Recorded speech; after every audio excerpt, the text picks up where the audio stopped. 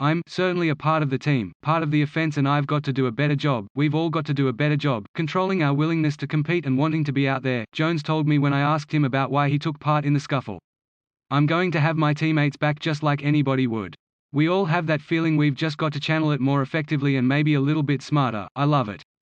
That's what Jones needs to be doing.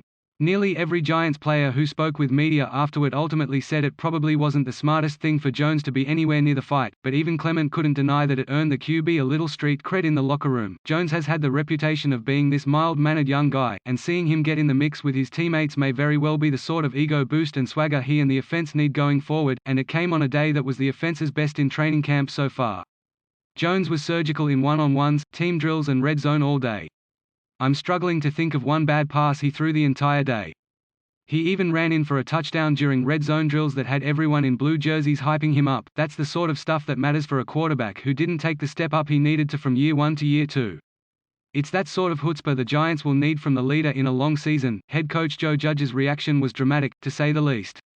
The second-year coach weaved a tapestry of obscenities that is still hanging over the Meadowlands before having his guys run 2 rounds of wind sprints and ultimately do 60 push-ups to end practice. Every NFL coach will tell you they want competitiveness from their players that doesn't cross over into stupidity. In related news, I want millions of dollars without having to work. Camp fights are going to happen in this profession, and the sort of negative reinforcement I saw Tuesday was unique to this level of competition, but that's how razor-thin the margins are for this Giants team.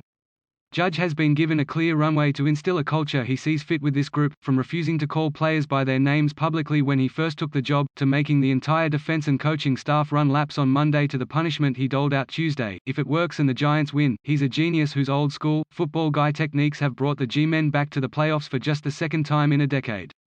If it doesn't and they lose, he looks foolish.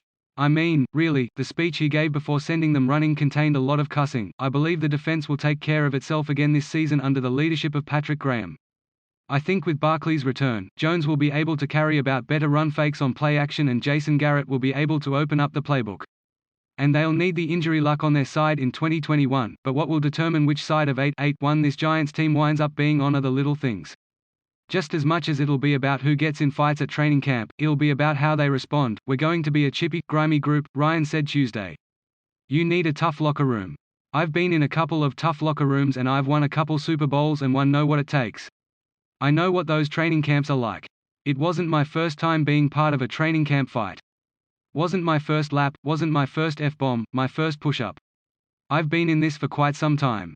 It's not necessary all the time, but I understand there is a lot of passion out there. And I'll take passion.